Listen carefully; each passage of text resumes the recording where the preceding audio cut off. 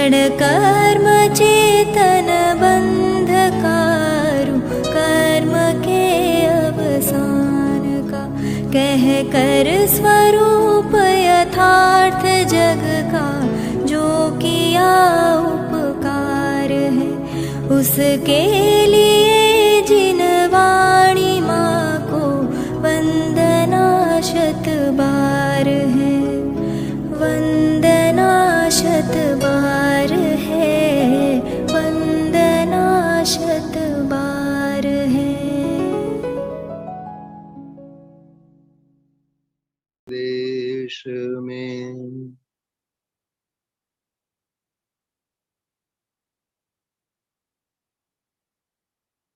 संयम ना हेतु थी योग प्रवर्तना, स्वरूप लक्ष्य जिन आज्ञा अधीन जो, ते पण क्षण क्षण घटती जाती स्थिति में अंते थाए निज स्वरूप में लीन जो। अपूर्व अवसर नो आ पांचमो काव्य, जेनी छणावट जेने आधारे चिंतन मनन छेल्ला કેટલાક દિવસથી આપણે કરીએ છીએ। सम्यक्तुना अधिकारी तो चारे गतिओना जीवो छे। चारे गतिओमां नरकनी भूमिमां पण संकित थई जाए, पशुओने पण संकित थई जाए, लोभी एवा देवोने थई जाए, मानी एवा मनुष्योने पण थई जाए। चारे गतिओमां संकित थाय। सम्यक दर्शनना अधिकारी तो चारे गतिओना जीवो छे। पण एक मनुष्य अवतार मनुष्य भव ज एवो छे ज्यां चारितम खलु धम्मोने ओप आपी शके छे। मनुष्य गति सिवाय चारित्र क्यांय नहीं थाय। ख्यालमां आव्युं? श्रावकनुं जीवन होय, श्रमण मुनिपनानुं जीवन होय, संयमना अधिकारी चारित्रना अधिकारी कोई छे तो केवल अने केवल मनुष्य गति ना जीवो। ख्याल में आव्युं बधाने?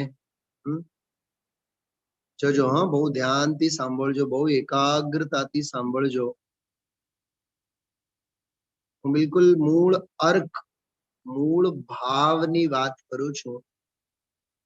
गुरुदेव श्रीना प्रवचन में एक बात आई आज, दंसण मूलो धम्मो अष्टपाहुड़ में छे, दर्शन पाहुड़ में धर्मनो मूल तो सम्यक दर्शन छे, पण चारितम खलु धम्मो, परंतु खरेखर धर्म तो चारित्र छे। स्वरूपनी रमणता, वीतराग, परमानंद अमृत वडे चित्तनी निर्मलता, स्वरूपमां ठरवुं। ख्यालमां आव्युं? स्वरूपनी दृष्टि ते धर्मनुं मूळ छे। सम्यक दर्शन धर्मनुं मूळ छे, पण ई धर्म नथी। खरेखर धर्म तो चारितम खलु धम्मो, प्रवचन सारनी 7મી गाथा। स्वरूपमां ठरवुं ते धर्म छे, स्वरूपनी दृष्टि थवी ते तो सम्यक दर्शन छे। ख्यालमां आव्युं? कंईक बहु मार्मिक वातो छे आ बधी। तो आजे मनुष्य भवनी सफलतानी वात आवी कि नहीं? हाँ, 136 नंबरनी गाथा छेल्ले लीधी। हे मूढ़ जीव, तू शुद्धात्मा की भावना से परान्मुख होकर इनको स्वच्छंद मत कर।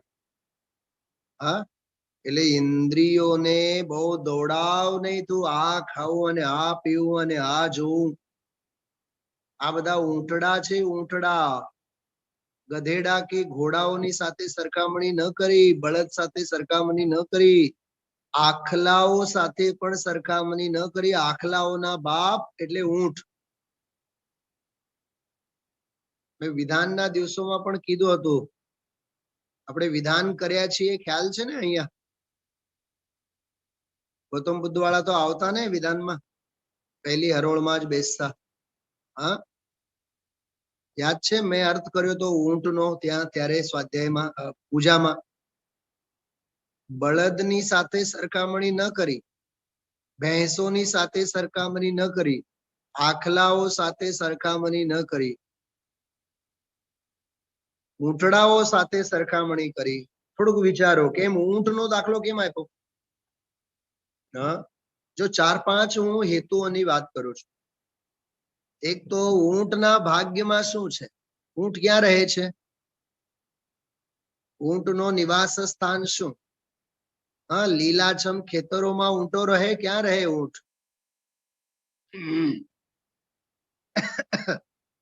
Ship of desert.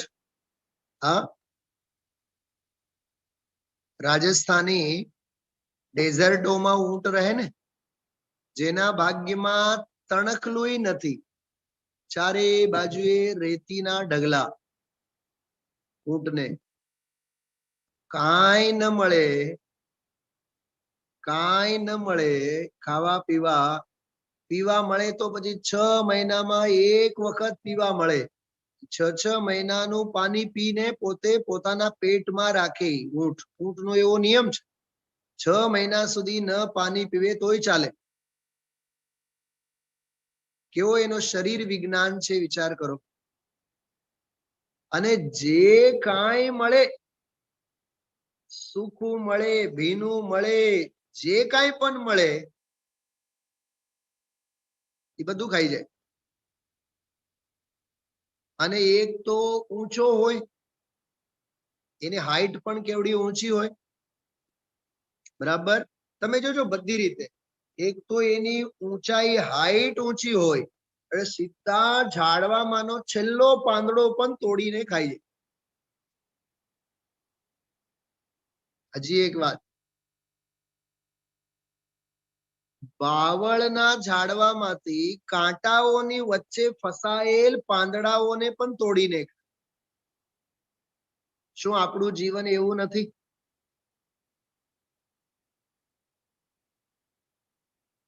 હા,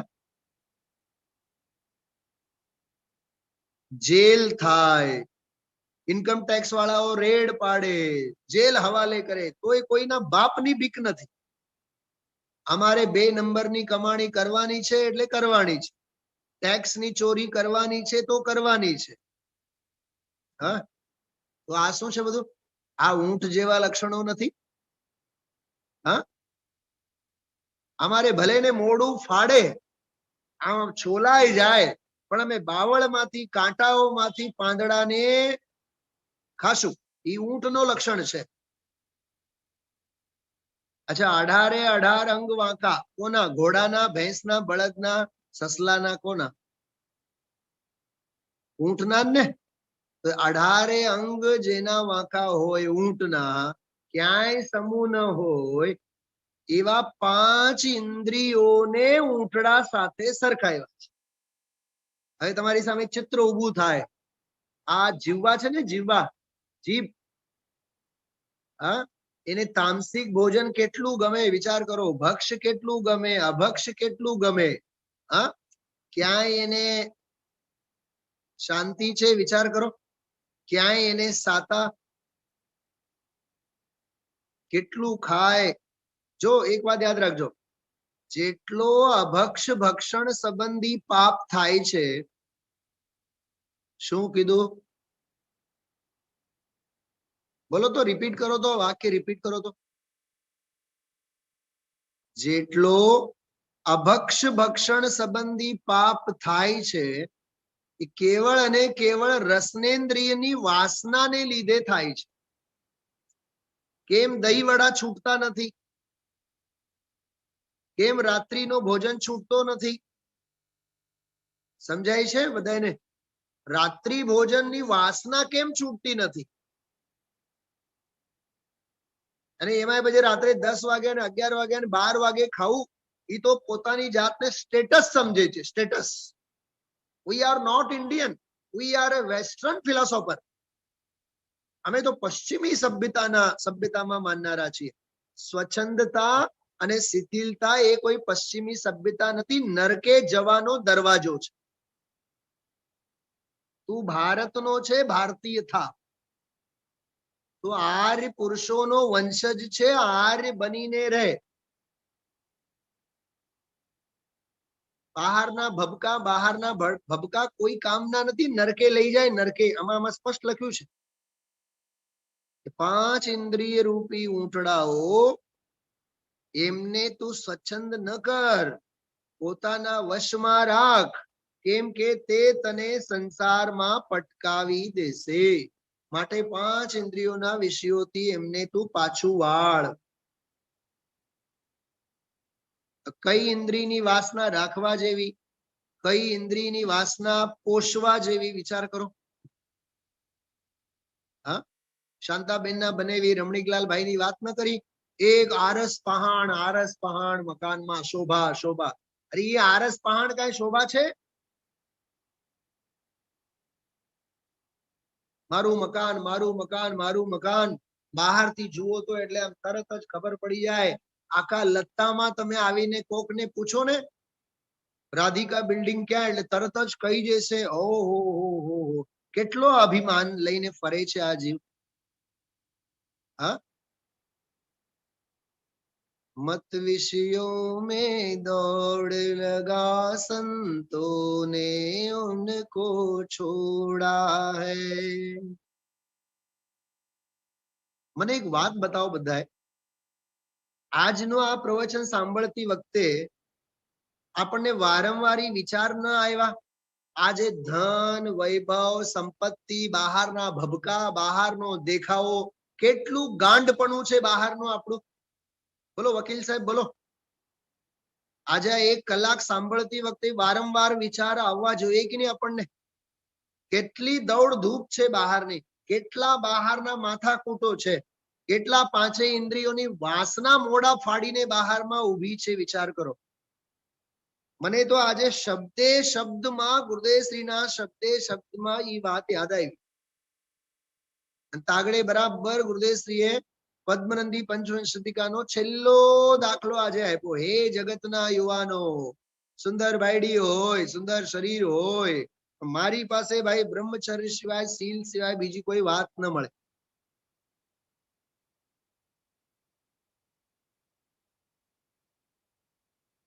ઘણા એને કહે એવો પણ ઇમ્પ્રેશન હતો કે પંડિતજીને મળીએ એટલે પંડિતજી આપણને સ્વાધ્યાયની વાત કરે, પ્રવચનમાં આવવાની વાત કરે. એટલે મેં તો પહેલેથી જ પ્રતિજ્ઞા લઈ લીધી છે, કોઈને કેવું જ નથી આપણે. અરે આવું હોય તો આવો, ને તો ભાડમાં જાઓ.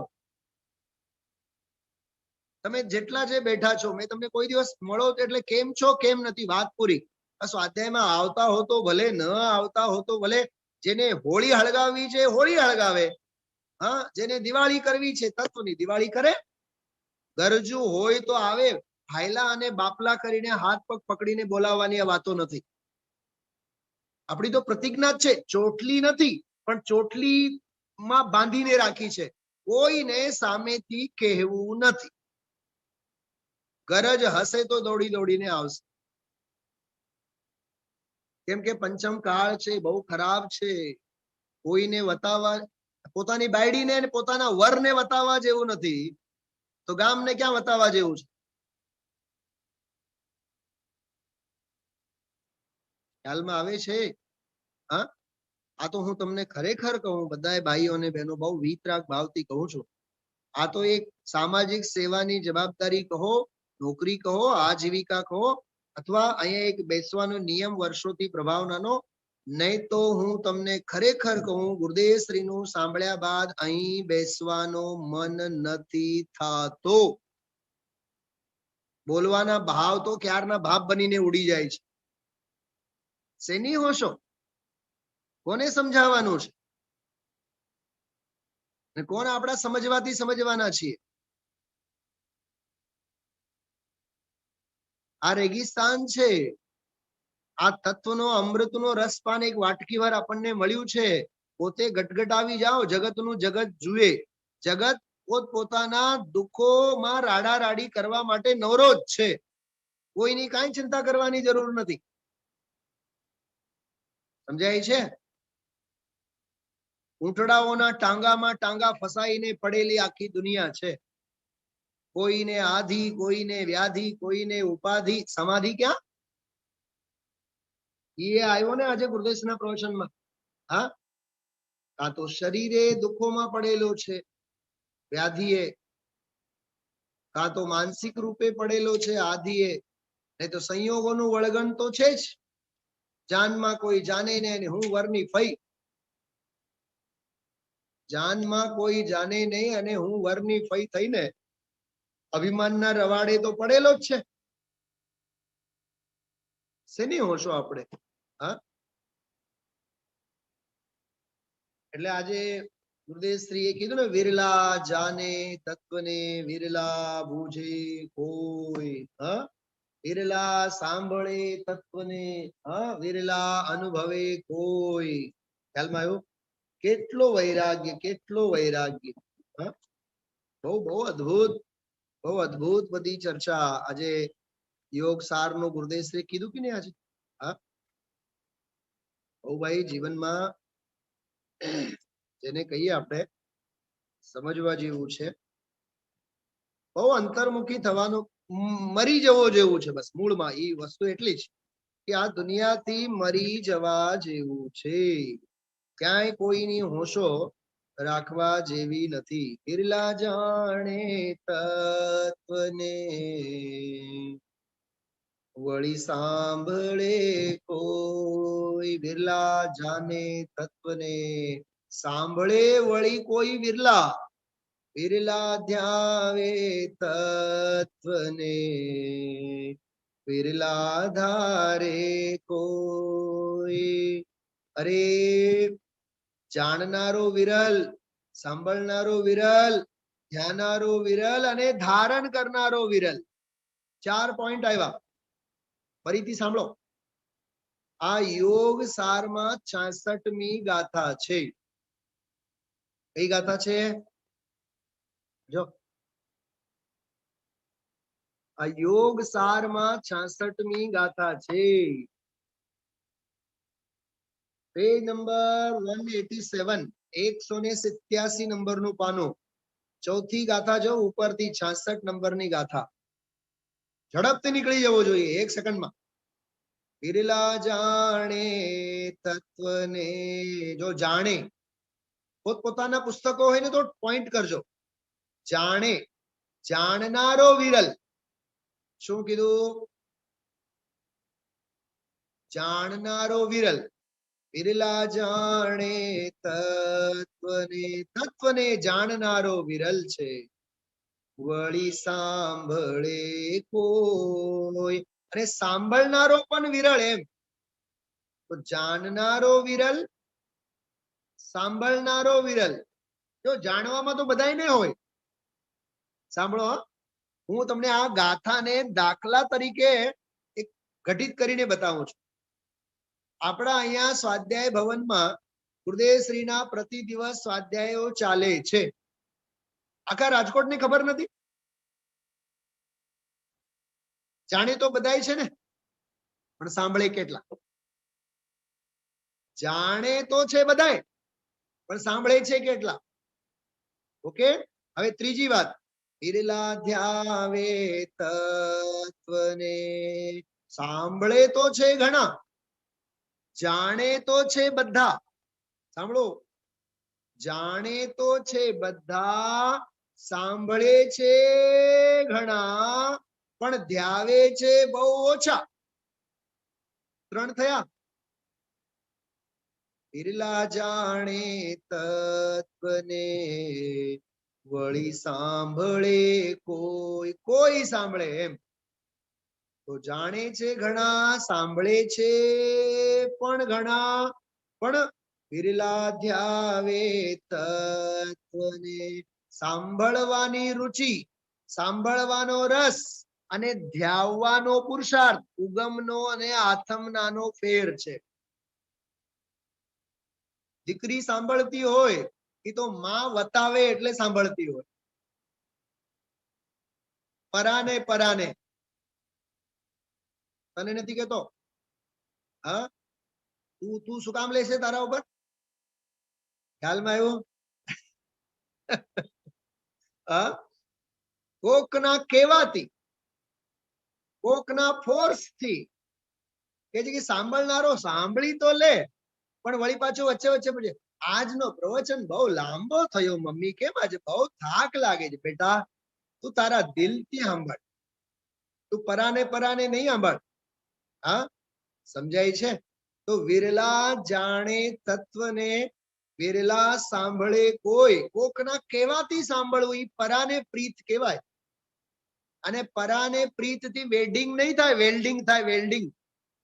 વિરલા ધ્યાવે તત્વને, વિરલા ધ્યાવે તત્વને. જો આ ધ્યાવે એટલે અંદરનો પુરુષાર્થ. વિરલા ધારે કોઈ, અને ધારે કોઈ વિરલા. તો જાણનારા, સાંભળનારા અને ધ્યાનારા અને ધારણ કરનારા વિરલ વિરલ વિરલ વિરલ વિરલ વિરલ.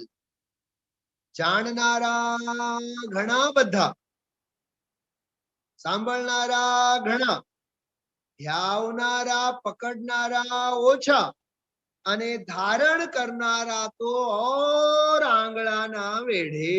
એમ ખ્યાલમાં આવ્યું?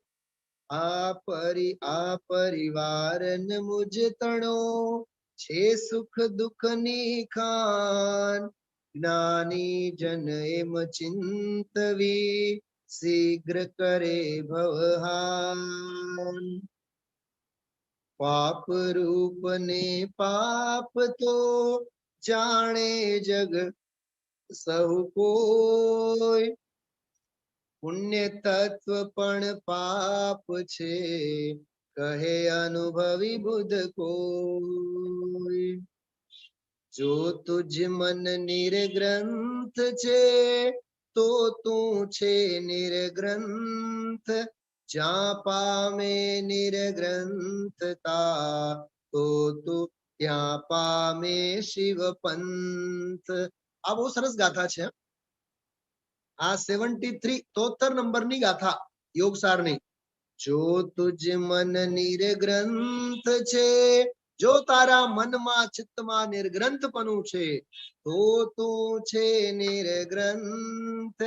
તારા ચિત્તમાં નિર્ગ્રંથપણું છે તો તું ખરેખર નિર્ગ્રંથ છે. જ્યાં પામે નિર્ગ્રંથતા ત્યાં પામે શિવ પંથ. ખ્યાલમાં આવ્યું? આ અદ્ભુત યોગસાર. આને પણ ગુરુદેવ શ્રી આજે યાદ કર્યા. તો 5 ઇન્દ્રિય રૂપી ઊંટડાઓને તું છૂટો નહીં મુખ. કેમ કે એ બધા 5 ઇન્દ્રિયોના વિષયોને ચરી જશે. સાંભળજો, એ 5 ઇન્દ્રિયોના વિષયોને ચરશે એ ઇન્દ્રિયોની વાસના, અને તને ક્યાં પટકાવી દેશે? નરક. કઈક સમજાણો આમાં? એટલે કરે પાપ ઇન્દ્રિયોની વાસના અને ભોગવવાનો વારો આવે તને. એટલે તું 5 ઇન્દ્રિયોની વાસનાને છુટ્ટી દોર ન મૂક. હા, ખ્યાલમાં આવ્યું? એમાં ઘણી બાબતો માર્મિક આવે છે. આ સંયમના સંદર્ભમાં જો આપને કહું છું, 153 નંબરના પાને 136મી ગાથા જે આજે લીધી ને, એમાં જો વિષય એટલે એકલો સ્ત્રીનો ભોગ નહીં, એ તો પાપ જ છે. સ્વ સ્ત્રીનો ભોગ એ એકલું પાપ જ છે. ફરીથી વાંચો છું, સ્વ સ્ત્રીનો ભોગ એ એકલું પાપ જ છે. આ તો પુણ્ય અને પાપનું જે પર તરફનું લક્ષ્ય થાય એ બધાને છોડી દે, નહીતર 5 ઇન્દ્રિયના વિષયને ચરી ઉલટા એ સંસારમાં તને પટકી દેશે. ભારે મીઠાશ પણ જગતની. બોલો આપણને કેટલી બધી મીઠાશો છે. હા,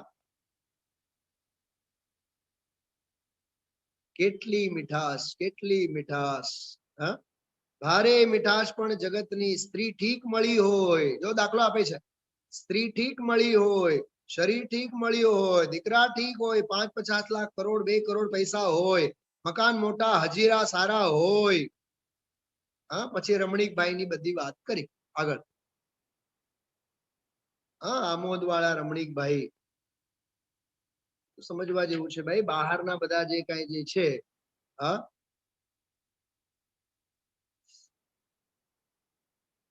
154 નંબરના પાને જો, રાત્રે નિરાતે ઉનાળામાં ઊંઘ આવી જાય.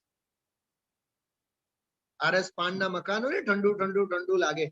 ઘણા નથી કહેતા અમારું ઘર તો બહુ ઠંડુ, અમારે એસી ની જરૂરત જ ન પડે, બહુ ઠંડુ. બારી ખોલીએ ને એટલે આખું ઘર ઠંડુ થાય. પહેલેથી જ એવું જોઈને જ લીધું છે. બેસ્ટ ઓપન આપણે જોઈએ, હવા ઉજાસ. જો આ શલ્ય જો, મને એક વાત બતાવો, આ કાયમની માટે શાંતિ અને સાતા સંયોગ સંબંધી રહે એવા જે વિચાર શૃંખલાઓ જીવનું હાલે છે, એ નિદાન શલ્ય નથી? પાપ છે કે નહીં? એ નિદાન શલ્ય છે કે નહીં? હા, વિચારો આમ છાતી ઉપર હાથ મૂકીને, કેવો આપણું ગ્રહસ્થી જીવન છે. હા, રાત્રે નિરાતે ઉનાળામાં ઊંઘ આવી જાય. ગુરુદેવ બોલે છે ઉનાળામાં ઊંઘ આવી જાય. ત્યાં રહ્યા હતા ને ભાઈ, ત્યાં રહ્યા હતા. અરે ધૂળમાય નહીં, આનંદનો નાથ વિરાજે છે પ્રભુ, એમાં જાને તને શાંતિ મળશે. બહારમાં બધે દુઃખ દુઃખ અને દુઃખ. હા, કેટલી સરસ વાત કરી આ. બરાબર. થોડોક હજી આ સંયમ અસંયમના સંદર્ભમાં હું વાત કરું. ઓહો, આજે જો આપ સૌએ બહુ ધ્યાનથી સાંભળ્યું હોય તો હું તમને બહુ સ્પષ્ટ શબ્દોમાં કહું. 135મી જે મૂળ ગાથા છે, ચીણન ચિહ્ન ઉતવ ચરણો નિમ્મલુ ચિત્તુ કરેવી, અપાવંચી ઉતેણ પરમાણુ સજમ્મુ લહેવી. એટલા વૈરાગ્યના ઉદ્ગારો આજે ગુરુદેવશ્રીના પ્રવચનોમાં આવ્યા છે. માંડ મનુષ્ય ભાવ મળ્યું. કેટલી વખત ગુરુદેવશ્રી આજે બોલે છે, માંડ મનુષ્ય ભાવ મળ્યું, મનુષ્યનો અવતાર મળ્યો. હા, મેં શરૂઆતમાં જે વાત કરી હતી, શીલ અને સંયમનો પાલન કરવા માટે આ જીવને અવસરો મળ્યા, પણ સંયમનું પાલન નથી કરતો. હા, હું વાંચીશ થોડાક તમને ગુરુદેવશ્રીના ઉદ્ગારો વાંચીને સંભળાવીશ. જોજો આમાં શું કહે છે કે अपना आत्मा ठग लिया, आगे जिसने चित्त की शुद्धता करके तपस्चरण नहीं किया उसने अपना आत्मा ठग लिया. આ વાત ધ્યાનમાં રાખીને આ આખું પ્રવચન, એટલે આ ગાથા જ એવી છે. બરોબર. આમાં તમે જુઓ, થોડોક ગુજરાતીમાં હું અર્થ વાંચું છું. પાના નંબર 142માં પાને મૂળ ગાથા અને ટીકા જ્યાં છે, ઉપર हिंदीમાં जो हिंदीમાં भावार्थ, महान दुर्लभ इस मनुष्य देह को पाकर जिसने विषय कषाय सेवन किए और क्रोधादि रहित वीतराग चिदानंद सुख रूपी अमृत कर, એટલે અમૃત થી પ્રાપ્ત अपना निर्मल चित्त करके, जो આ નિર્મળ ચિત્ત, નિર્મળ ચિત્ત, નિર્મળ ચિત્ત, ચિત્તની નિર્મળતાની આખી વિધિ આજના પ્રવચનમાં આવી. લગભગ 40 મિનિટ સુધી ગુરુદેવશ્રીએ એની ચર્ચા કરી છે. કશાયની મંદતા, રાગની મંદતા એ કોઈ ચિત્તની નિર્મળતા નથી. ખ્યાલમાં આવ્યું? વીતરાગ ચિદાનંદ સુખને લીધે જ જો ચિત્તની નિર્મળતા થાય. બહુ સરસ ચર્ચા આજે કરી છે ગુરુદેવ. ખાસ મારે તમને એને માટે આ વાતમાં છે, निर्मल चित्त करके अंशनादि तप न किया वह आत्मघाती है. बोलो, संयम नती जीवन में, तप नती, आत्मघाती छे, अपने आत्मा का ठगने वाला है. एकेंद्रीय पर्याय से विकलत्रय होना दुर्लभ. थोड़ी दुर्लभ ની વાત જુઓ. हाँ, एकेंद्रीय पर्याय से विकलत्रय होना दुर्लभ. विकलत्रय એટલે વિકલત્રય એટલે શું? જો સાંભળો, વિકલત્રય એટલે શું? 5 ઇન્દ્રિયના જીવો હોય છે ને, 5 ઇન્દ્રિયના જીવો. મારી તરફ જોજો તો સમજાશે. એક તો એકેન્દ્રિય વાળો જીવ, અને છેલ્લે પંચેન્દ્રિય વાળો જીવ. તો જે સાવ એકેન્દ્રી પણ ન હોય અને પંચેન્દ્રિય વાળો પણ ન હોય, તો વચ્ચે વાળો કોણ કોણ હોય? 2 ઇન્દ્રિય, 3 ઇન્દ્રિય, 4 ઇન્દ્રિય. એને વિકલત્રય કહેવામાં આવે છે. સાંભળ્યું તું આ વાત કોઈ દિવસ? તો આને આમ પકડો. એકેન્દ્રિયમાં 5 સ્થાવર આવે. હા, અગ્નિકાય, જલકાય, વાયુકાય, વનસ્પતિકાય. અને પંચેન્દ્રિયમાં સંજ્ઞી અને અસંજ્ઞી આવે. તો વિકલત્રય એટલે એકેન્દ્રિય પણ ન હોય અને પંચેન્દ્રિય વાળું પણ ન હોય, તો વચ્ચેની સ્થિતિ હોય. વચ્ચેની સ્થિતિ એટલે 2 ઇન્દ્રિય, 3 ઇન્દ્રિય, 4 ઇન્દ્રિય. તો 2 ઇન્દ્રિય, 3 ઇન્દ્રિય અને 4 ઇન્દ્રિય વાળા જીવને વિકલત્રય કહેવામાં આવે છે.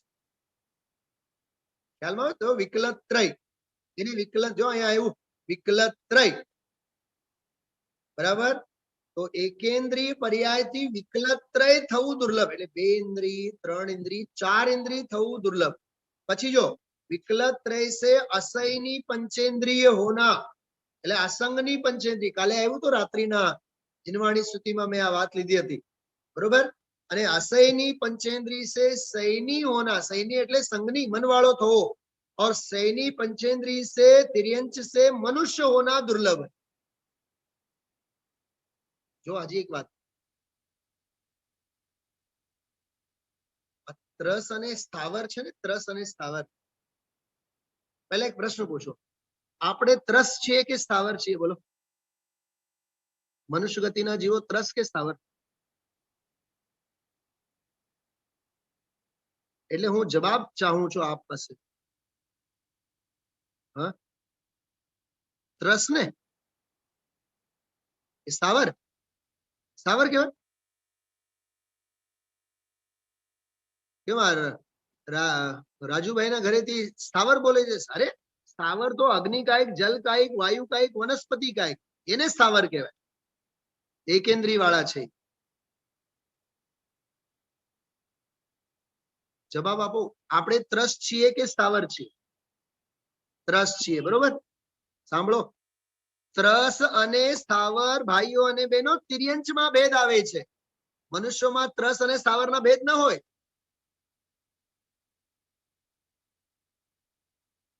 ત્રસ અને સ્થાવરના ભેદો તિર્યંચમાં હોય, પશુમાં હોય.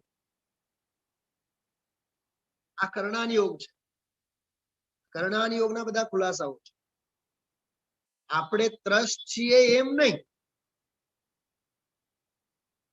ત્રસના ભેદ જ તિર્યંચ પશુઓને લાગુ પડે છે. ખ્યાલમાં આવ્યું? તિર્યંચ ગતિમાં ત્રસ અને સ્થાવરના ભેદ, મનુષ્ય ગતિમાં નહીં. આ બધી થોડી કર્ણાન યોગની બધી પૃષ્ઠભૂમિ છે.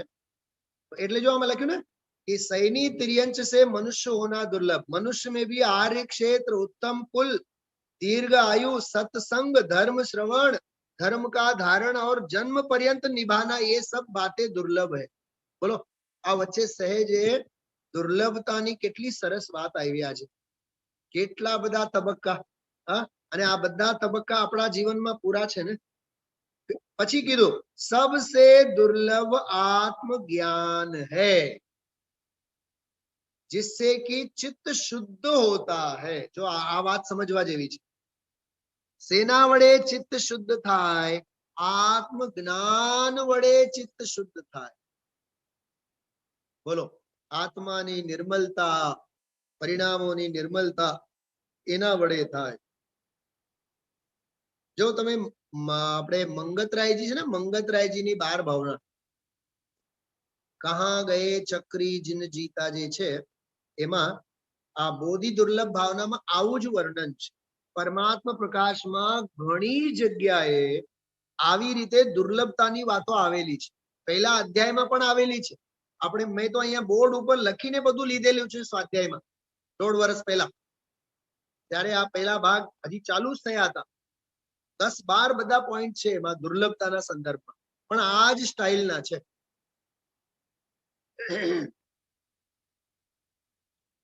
સમજાય છે બધાને? હા, તો બોધિ દુર્લભપણું એનો મહિમા આપણને આવવો જોઈએ. કાલ રાત્રે તો આપણે બધું કીધું હતું કે નહીં? ભગવાન મહાવીર સ્વામીના બોધનો પાત્ર કોણ છે? હા, 10 બધા લક્ષણો કીધા હતા ગઈકાલે.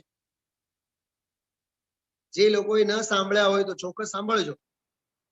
ચહેરા પરથી મને ખ્યાલ આવે છે કે નથી સાંભળ્યા. હા, ભગવાન મહાવીરના બોધનો પાત્ર જીવ કોણ છે? અને જો ભાઈઓ અને બહેનો, બહુ હૃદયથી વાત કરું છું, રાત્રિનો સ્વાધ્યાય ચૂકતો હશે તો ચૂકવા જેવો નથી, લાભ લેવા જેવું છે. હા, એ તો એક સાધર્મી તરીકે કહેવાનો ભાવ થાય છે, બાકી હું કહું નહીં વાત. બીજા બધા સંકલ્પો વિકલ્પોને છોડીને આપણે સાધર્મી બેસીને સત્સંગ સ્વાધ્યાય બધું કરવું જોઈએ. જો મેં આ એક કાલે દાખલો આપ્યો હતો, આજે ફરીથી આપ સૌને આપું છું.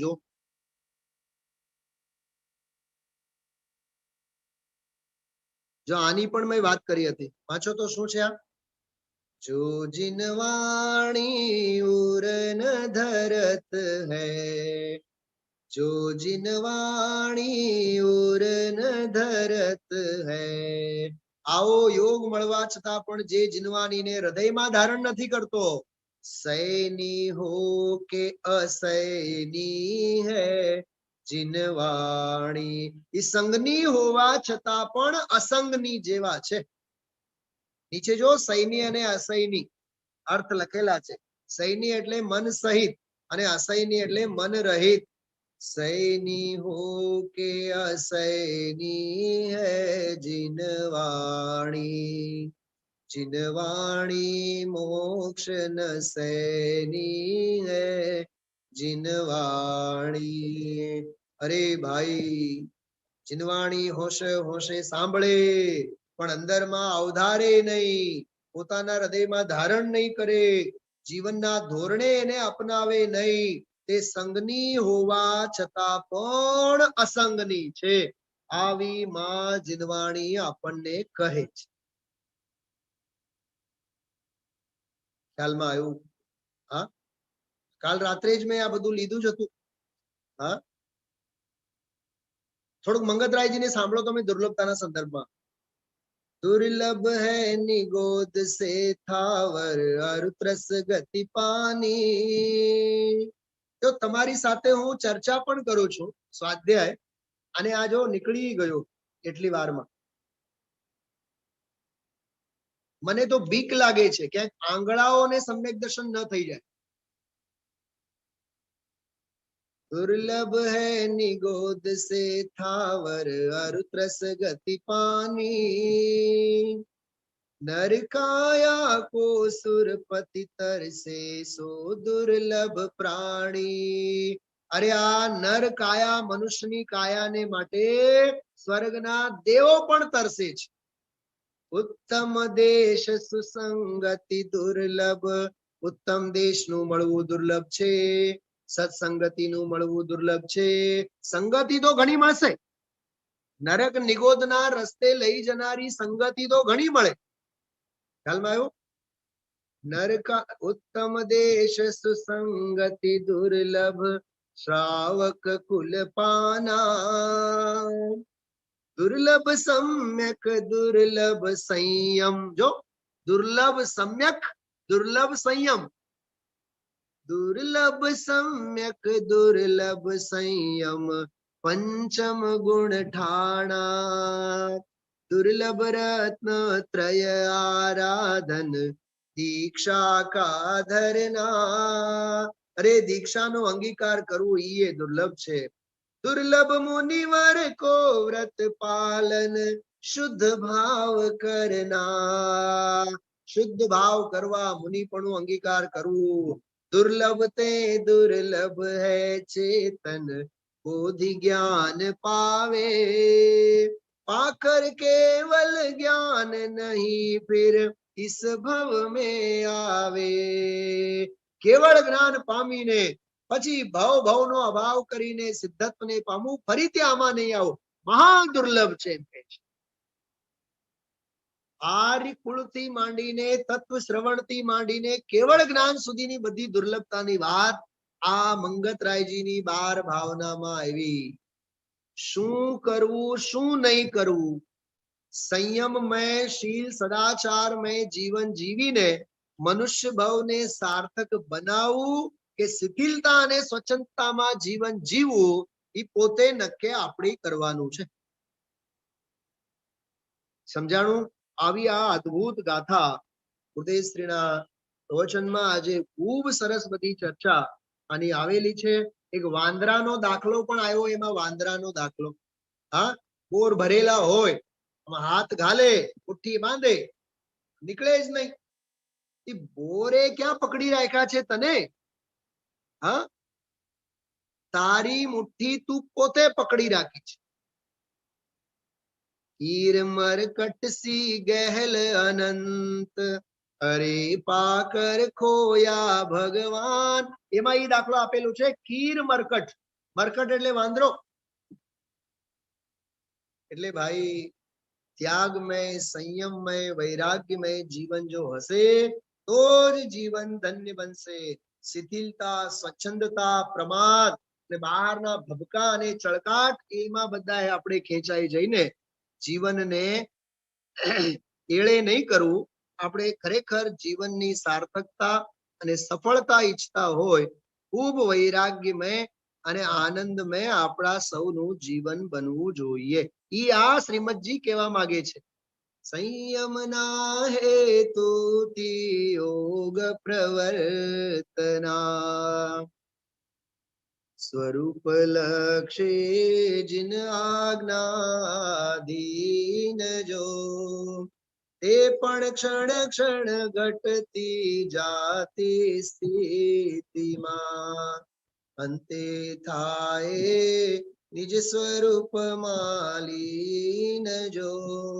અપૂર્વ અવસર એવો ક્યારે આવશે, અપૂર્વ અવસર એવો ક્યારે આવશે.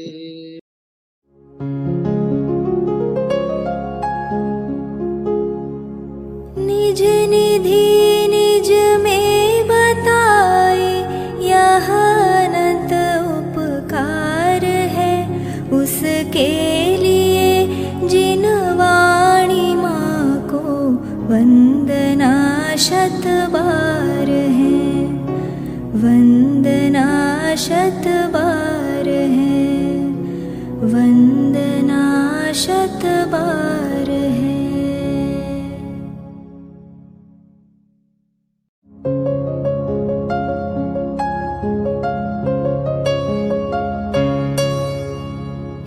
जिन वाणी भारती तो ही जपो दिन रैन, जो तेरी शरणा गहे सो पावे सुख चैन.